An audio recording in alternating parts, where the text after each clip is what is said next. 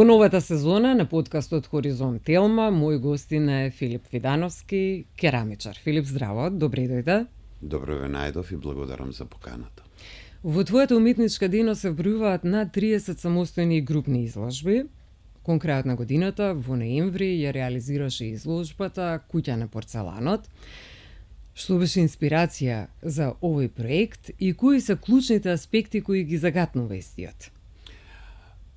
Така, изложбата почна со мислење, нели, со размислување за истата, по онаа изложба која што беше модерна традиција во музеот на град Скопје, каде што Телма телевизија нели направи еден прекрасен прилог за старите занаати и она како може тие да се зачуваат.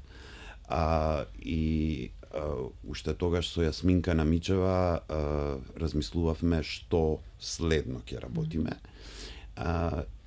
Дојдовме на идеја да направиме едно истражување за индустрискиот дизајн во областа на порцеланот во Македонија, бидејќи во бивша Југославија, во Македонија е нели отворена една од најголемите фабрики во тоа време за порцелан во Велес, фабриката Борис Кидрич или Југопорцелан или Порцеланка, неколку пати го менја името самата фабрика, но секогаш останува Борис Кидрич во после 80-тите години, некаде 90-тите го менјава името во Порцеланка.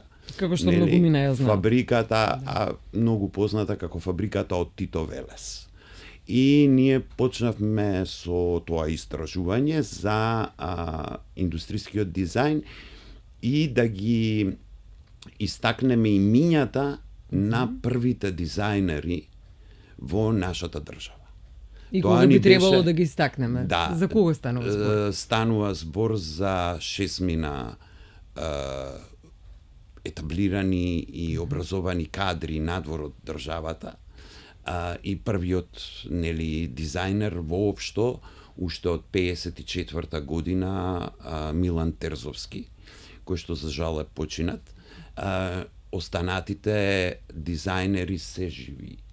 И на наше огромно задоволство на самата изложба за порцеланка, порцеланови луѓе беа присутни и тоа беше едно емотивно доживување на самата изложба.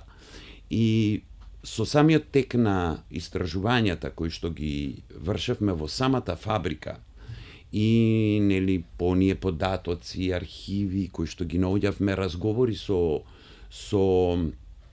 самите уметници кои што се живи, самите дизајнери, со вработените во порцеланка, некогашна јас добив идеја дека треба некако тој дизајн да го воскреснеме на некаков начин и направив една моја визија на она како да го представам тој порцелан, но во еден современ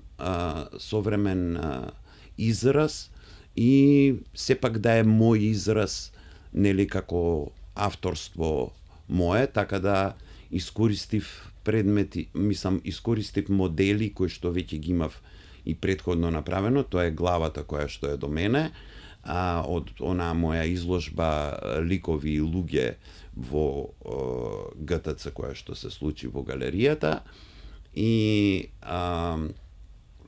така да направив комбинација на предмети од самата порцеланка. Така. Калапи кои што ги пронедов во самата фабрика, кои што јас ги изработив и ги аплицирав на моите глави. Тие познати пресликачи, декорации кои што ги правеле во порцеланка ги употребив за декорирање на истите глави. Вметнав малку и од историјата на градот Велес и дел од творештвото на некои познати личности. Да, споменуваме само дека изложбата беше отворена во Велешкиот театар, така? Да, тоа ќе кажам накнадно зошто беше во театарот, не беше во салонот. И тука вметнав еден стих од преубавата песна Татунчо на Кочо Рацин, која што беше испишана со оригиналниот ракопис на Кочо Рацин, на порцелански тањери од самата фабрика, и требаше да има еден лустер на кој што истиот тој стих од таа песна требаше да биде напишана на глаголица, но идејата во тој аспект од изложбата, кој што е малце поразличен од главите кои што ги правев, беше да се прикаже континуитетот, нели, на традицијата кај нас, на нашата култура, на нашето образование, на она што, нели, мене ме тангира како личност, бидејќи доаѓам од образованието и сум дел од културата. Така да беше комплексна една изложба, просторно бараше поголем простор за представување и од тие причини не можеше да се вклопи во салонот каде што беше поставена самата изложба за порцеланка и за наречена, нели, со наслов Порцеланови луѓе. Затоа ја преместивме да бидат во исти ден и во исто време, бидејќи беа компатибилни двете, во театарот Джинот. Благодарност многу до директорот и до персоналот во театарот кој што искочија во пресред да се реализира сето ова, бидејќи беше многу захтевно како поставка. И да ве навратам кон почетоците, од каде таа љубов кон керамиката? Вие дипломиравте на Уметничката академија во Софија, а потоа и магистриравте там. Па добро велат, крушата под круша паѓа. Мојот дедо бил керамичар. Јас тоа го дознав во текот на моето образование во средно училиште. Никогаш не знаев што мојот дедо работел, освен тоа што знаев дека во подрумот од куќата во Дебармало он секогаш работеше со дрворезба, правеше од дрво некакви работи, бидејќи он беше доста возрасен и стар, но си го пополнуваше времето со работа со дрворезба. И во еден момент од моето образование, на еден семеен ручек, он ме праша: добро, внучко, што учиш ти? Те гледам со една папка, само се шеташ навака натака, никогаш не сум те прашал, знам дека учиш нешто уметност, ама што? И викам: па керамика. И вика: како тоа керамика? Викам: така, керамика учам. Вика: и кои ти се професори? Му кажувам кои ми се професори. Вика: да ги поздравиш од мене. И моите професори после ми кажуваат дека уствари дедо ми е еден од првите керамичари со диплома, која што своето неформално образование за керамика, бидејќи не постоело во Македонија во тоа време, збориме за тие 40 посвоен период, го стекнал во некаква фабрика во Германија. И работи во како главен моделар, керамичар во фабриката за керамички цевки и плочки во Скопје. Фабрика КИС, или денешна така наречена населба керамидница, затоа и така и се вика, бидејќи на тоа место имало фабрика за керамика. И старите згради, оние кои што се после воената правени во Македонија, се сите со тие плочки и со тие канализациони одводни цевки кои што се работеле во Скопје. И ден денес е критериум за квалитет. За квалитет, да. И јас искрено имам дома неколку работи од тоа време од дедо ми и можам да кажам дека се уште тоа трае. И трае. Така да не случајно јас сум си ја одбрал струката моја нели за да бидам керамичар. Иако тука голема улога играше и една од моите тетки, која што при изборот на моето професионално определување рече: Детето сака да работи со раце и тоа гледаме го Би влече. требало во тој Таму правец треба да да биде. оди во Да. тој правец. Но пак ве навратам, вие се одлучувате да дипломирате во Софија, а потоа и да магистрирате таму. Да, причината за моето студирање надвор од државата е затоа што во нашата држава нема образование за керамика. Многу едноставно беше. Одлуката требаше да биде или Софија, или Белград. Но бидејќи јас во 2002 година бев учесник на керамичката колонија во Ресен, Што повеќе ја нема. за жал. Да. За жал не функционира. Ме однесоа моите професори на таа колонија. Таму го запознав професорот и тогашен шеф на катедра за керамика Красимир Джидров. Станавме многу добри пријатели после тоа ние. Со него, но зборувам, ова беше 92 година. Така. 92-93 тој период, јас се запишав на факултет 98. Завршив средно училиште 95-96 во таа генерација. 2 години паузирав од финансиски причини и 98 се запишав на факултетот, дипломирав во 2002, магистрирав 2006. Ке истиот професор, така да тоа беше одлучувачко каде ќе одам, дали Белград или Софија. И сепак се одлучите Да. за Софија. Меѓутоа, понатаму, во одреден период, ти предаваше во Средното уметничко училиште Лазар Леченовски, исто така одреден период беше професор и на Факултетот за ликовни уметности.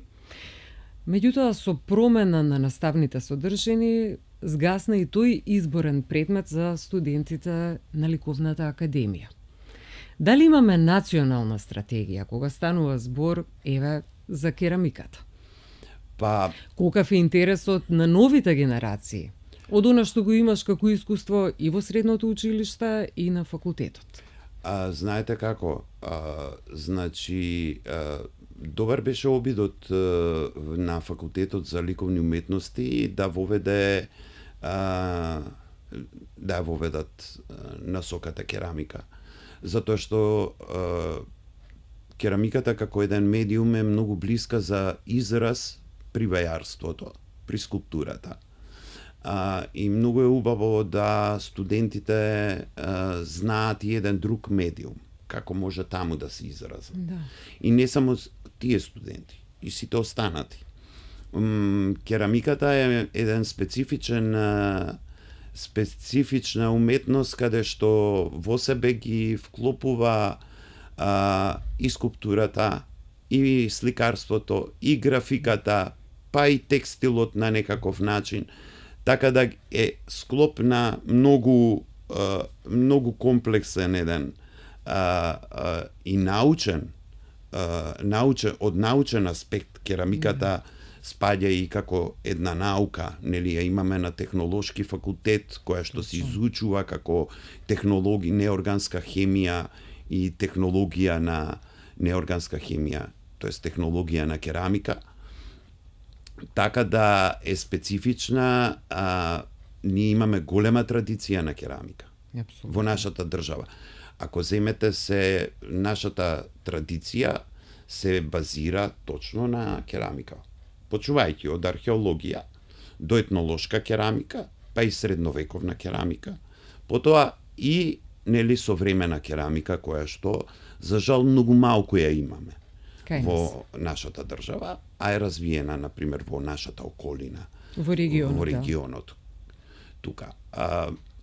Кога зборуваме за интересот на учениците, не можеме да го очекуваме дека ќе биде голем, бидејќи ние треба да инвестираме во инфраструктура, во опрема на самите образовни институции. Во Средното уметничко училиште опремата е застарена. Дел од опремата во колцата грнчарски, каде што јас учев да вртам, на колце ги нема повеќе. Со некои реновирања тие се тргнати. Има само едно колце постои во училиштето. Доскоро постоеа старите печки кои што на времето јас кога учев 90-тите години заедно ги правевме со професорот. Рачно правени.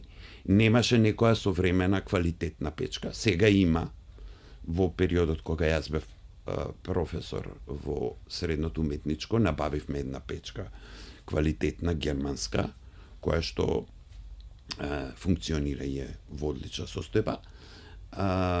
По некаков начин била донација во Македонија донесена, не знаеа што да ја прават, па ја дадоа на школото. И на моја огромна радост дека ќе имаме конечно една квалитетна печка.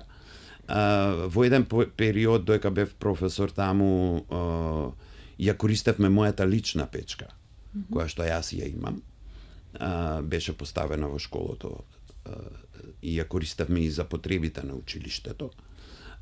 Нели, така да на факултетот имаше една печка исто така стара, која што едва и работеше. Па со некакви напори ја направивме и таа функционираше. Имаше колце кое што повеќе може и го нема, не знам. Така да, кога ќе вие имате опрема, кога ќе имате солидно опремени ателиеа во образовниот систем, па и современи, нели, имате нови технологии, имате 3D принтери за глина и за керамика, кои што може да се воведат во образованието. Нели, и... Дали тоа изискува многу средства? Зборам за финансии. Секако изискува многу средства. Рачунете дека една печка квалитетна да ја купите 10.000 евра. Едно колце е 4.000 Па добро, евра. доколку си има национална стратегија и доколку сакате тука ми беше... да ги ревитализирате старите занаети, треба да се вложи. Така. Треба да се вложи, дефинитивно. И од тој аспект јас неколку пати имам учествувано на разни дебати за на оваа тема за стратегии, дали културна, дали образовна. Мислам дека немаме никаква стратегија. Дека надлежните институции немаат слух за овие нешта кои ја не знам дали они имаат слух или немаат, но тоа на дело не се покажува. Нели, и од тука ќе заклучите дека нема. Јас многу пати сум зборувал и сум кажувал дека треба да се вложи пред се во образованието, и дека треба на факултетите и универзитетите во државава ги имаме повеќе, нели, дека треба да се отвори еден факултет за применети уметности. Доста беше од тие дизајни и... Бидејќи имаме голем број на приватни факултети кои што се дискутабилни во однос на квалитетот. Секако, тука се слагам, нема да навлагам во тоа, бидејќи не сум информиран за квалитетот на приватните универзитети, но во државата имаме 3 ликовни академии, но немаме ниту една применета академија за применети уметности. Нашата култура и традиција се базира точно на применетите уметности, не толку на ликовните. И со таа цел во 50-тите, во 40 и некоја 44-5 година е формирано училиштето за Лазар Личеновски, и кое што станува со трансформација на неговата програма образовна, мислам дека во 50-тите години станува училиште за применети уметности. Значи ги за потребите на индустријата во нашата држава, они формираат образовен кадар, бидејќи нема таков образовен кадар. И 90% од дизајнерите во порцеланка, сите имаат завршено средно уметничко училиште, а подоцна имаат продолжено на факултетите во Љубљана, во Србија, во Загреб. Да, но важно е кога ќе се вратат младите луѓе тука, дури да го стекнат своето образование вон границите на Македонија, сепак да имаат одреден професионален ангажман тука. Да, за жал ние немаме никаква индустрија од областа на керамиката. Да. И на порцеланот и на стаклото. Сета таа индустрија која што некогаш постоела, таа е затворена и уништена, девастирана тотално. Годинава одбележуваш 30 години јубилеј уметничка дејност. Кои се нештата кои што сакаш да ги паметиш, а доколку сакаш да ги споменеш и нештата кои што би сакал да ги заборавиш? Види,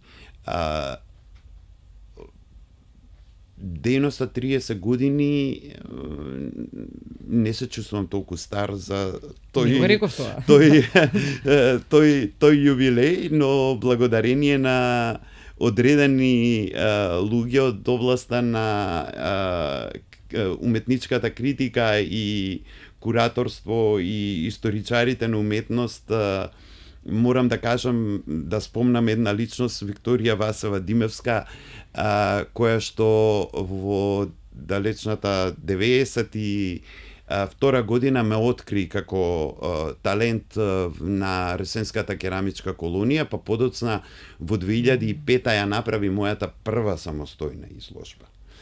Сега, тоа е многу ран период, нели, да вие како ученик направите самостојна изложба, и тоа беше во една од познатите урбани галерии, галеријата Стоби. На Васко Урдин во тоа време. На Васко Урдин, која што денеска не постои, во која што се направија безброј изложби на многу познати наши уметници и беше еден алтернативен простор за изложување, за разлика од оние стандардните наши изложбени простори во Македонија, во Скопје. Така да, благодарение на таа изложба, јас денеска во 2005 нели одбележувам 30 години уметничко творештво и имам над 30 овие самостојни изложби, да. Така да, јас мојата кариера би ја памтел само по убави работи, нели, бидејќи сето она што го имам направено во керамиката е можеби единствено во државата како такво, од областа на применетата уметност. Така. Кој би бил советот што си го добил од одредени професори, или не мора да бидат твои професори, а кој што сметаш дека е исклучително важен за она што си денес? Па, дека кога ќе паднеш, треба да станеш, да се исправиш и да бидеш појак во иднината која што доаѓа. Така да, тоа сум ја. Тоа е еден од советите на кои што се навраќаш. Да, на кои што се навраќам и секогаш дека сите падови има зошто се такви и ние треба само да излеземе посилни од тоа. И зошто се во одреден период од нашиот живот, дека долго време се познаваме и знам дека целото свое детство го помина во центарот на Скопје, во Дебармала. Меѓутоа, пред неколку години се одлучи да се преселиш во Чучер Сандево, ако не се лажам. Зошто ја направи таа одлука? Уметноста бара спокој, за да можете вие да творите и да работите. Да, јас сум роден во строгиот центар на градот, живеев и работев, нели, до скоро во строгиот центар на градот, но во еден период веќе ми беше, се презаситив од таа преголема урбанизација на она старо подрачје, стар дел од градот Дебармало. Што денес е непрепознат. Точно. Јас имав куќа во Дебармало, во таа куќа живеев еден период и после тоа никна зграда на тоа место, се пренасели самиот тој дел. И јас и пред да се преселам барав каде да направам ателје, па барам едно сопче за мене со кревет и ништо повеќе за да можам да функционирам и да седам да работам, толку ми беше доволно. Но по некои дискусии семејни дома решивме уствари со моите дека куќата која што ја имаме од дедо ми во Чучар Сандево треба да се реновира и дека таму ќе одам да живеам. Бидејќи дедо ми доека беше жив, еден дел од дворот прилагоди за ателје за мене. Бидејќи сакаше уште тогаш, кога дипломирав, он почна го гради, но не го догради. Јас некако го направив, го адаптирав. Он го направи тоа со цел да бидам блиску до него, да му правам друштво, да работам и сите тие работи. И ете таа желба му се исполни, нели, дека јас отидов во таа куќа да живеам и да се тргнам од урбанизацијата во Скопје, за да можеш да функционираш и да работиш, да мислиш и мислите да ти бидат сконцентрирани на работата и на творештвото. И повеќе да бидеш свртен кон себе, кон себе, секако. Знаеш често да прошеташ низ Дебармала? Ретко. Само по потреба. Сакаш да ги паметиш оние нешта кои што ми бија од детството, да. И многу пати со моите другари од истата улица, која ќе се сретнеме, бидејќи сите имаме станови во истиот таа зграда, каде што имам и јас стан,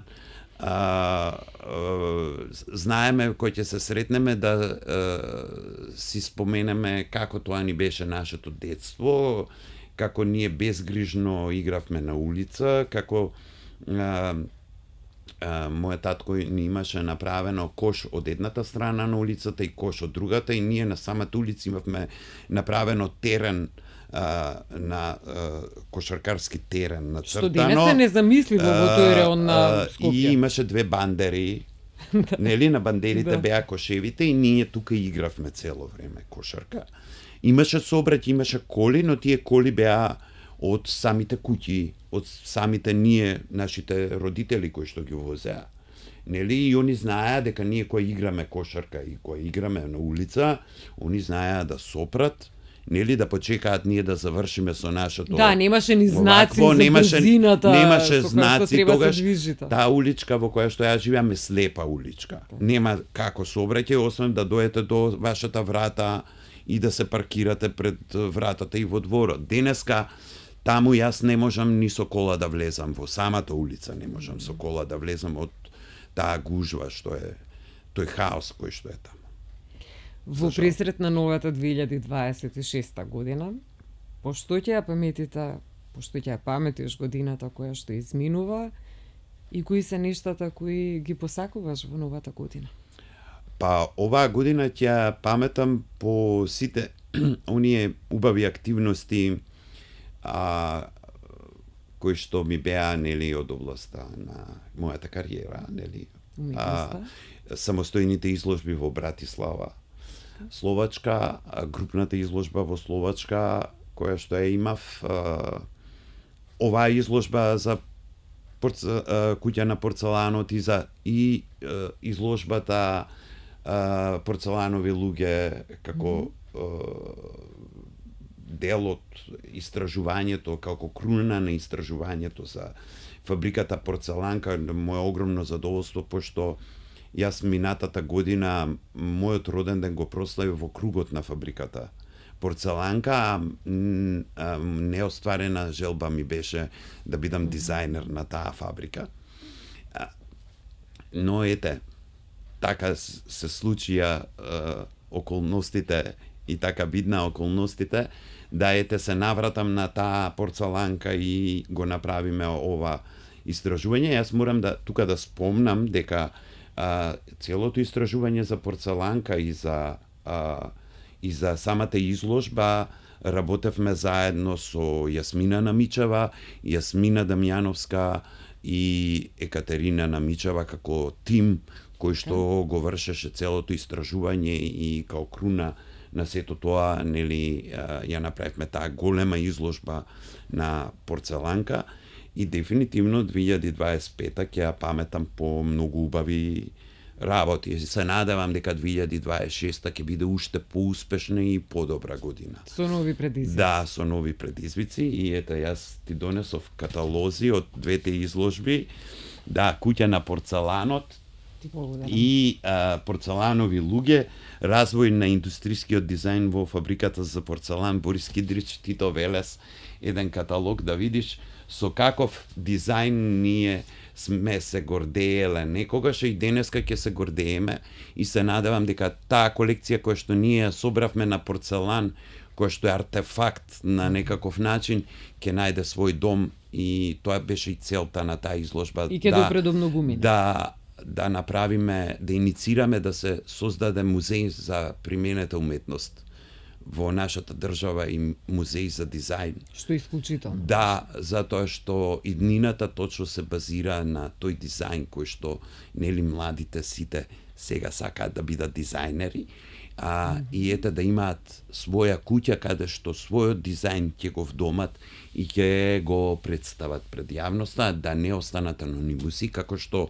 ете тие дизајнери 6 мина, 7 мина кои што работеле во порцеланка, никој не ги знаеше додека ние не го направивме ова. Се реализираше овој проект. Филип, ти благодарам за разговорот. Благодарам и на вас за поканата. Ми беше задоволство. И мене.